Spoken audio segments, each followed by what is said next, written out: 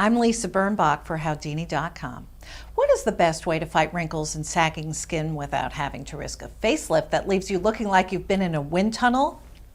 Do you have to get wrinkled as you get older? World-renowned New York dermatologist Dr. Nicholas Perricone, whose new book is Ageless Face, Ageless Mind, says no, but we hope you like salmon. Dr. Perricone joins me now. Dr. Perricone, thank you for being here. Thank you.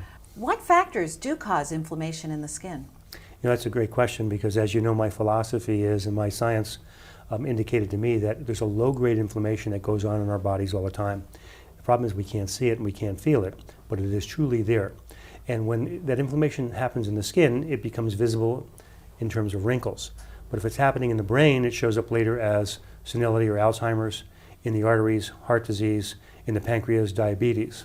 So I believe that we have to fight this microscopic inflammation, not just to look good, but for health. So my philosophy is beauty from the inside out, because when you decrease inflammation inside of your body, it shows up on the skin as making you more radiant and fights the onset of wrinkles. So these are all connected.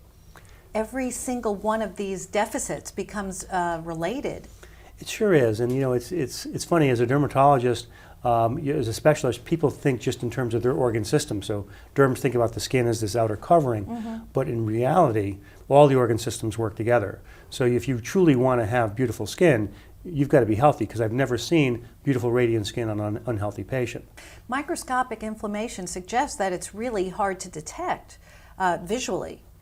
How would you know if you have it, if you look fine? Yeah. Well, if you're alive, you have it. Okay, inflammation goes on all the time because it's created by normal metabolism. But what I found was, when I discovered inflammation is the key to maybe age-related disease and aging, the next question was, well, what's causing this inflammation? And I found out that it's something we do every day. We eat. And if we're eating the wrong foods, I call a pro-inflammatory diet, it actually accelerates the process of aging and it increases our risk of age-related disease. And there are foods that are anti-inflammatory. So we don't want to just cut out the pro-inflammatory foods. We want to add those therapeutic anti-inflammatory foods. And that will appear on our skin very rapidly. For example, if I put you on the 3-day anti-inflammatory diet, you will look so different in 3 days that it's photographable. We can point to it and say, wow, look at the difference here. Because the skin is a perfect reflection of what's going on inside of us. So we use the skin as a barometer. Now, what are some of the foods that make up the anti-inflammatory diet? Well, kind of what Grandma's been telling us all along. We want to eat lots of fresh fish, fresh fruits and vegetables. We want to stay away from processed foods and junk foods.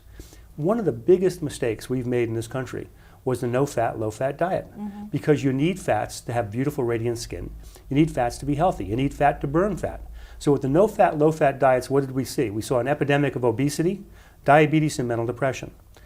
You have to use common sense, you know, and if we use common sense, then we say, okay, we need a variety of things in our diet. So we look at a dish. You know, what's my source of protein? You know, a nice slice of chicken or a nice fresh piece of salmon. Not that I'm prejudiced towards salmon. And we have fresh fruits and vegetables, lots of colors. When you see lots of colors present, it means there are antioxidants there. And all antioxidants are natural anti-inflammatories. Now, carbohydrates convert into sugar, so that means no simple carbohydrates here? Right, and you know, I don't like the word, you know, there's low carb, no carb. That was another disaster, okay? Because when you're a low carb diet and you're going to ketosis, which is the idea of some diets, those chemicals, those ketones are toxic. They create inflammation. So I say the right kind of carbohydrates. And right kind of carbohydrates are things like legumes, you know, beans and lentils, and all those things are really good for us. They provide loads of carbs, but they're slowly digested and slowly converted to sugar to maintain stable blood sugar. Let's take, for example, you know, you want to maintain a fairly nice weight. So you decide that you're going to go on a diet, and you have black coffee and a bagel for breakfast. And I have a large piece of salmon, oatmeal, fresh fruit, and some yogurt. You've had 200 calories. I've had 1,000 calories. I have loads of energy all day, and I'm using up my body fat because my insulin's low. Because insulin, when it goes up, puts a lock on body fat. You take that bagel with a glycemic index of like 100, your blood sugar shoots up, your insulin goes up, you're falling over because you've had no calories for energy, and you put a lock on your body fat. And you're probably not smoking either.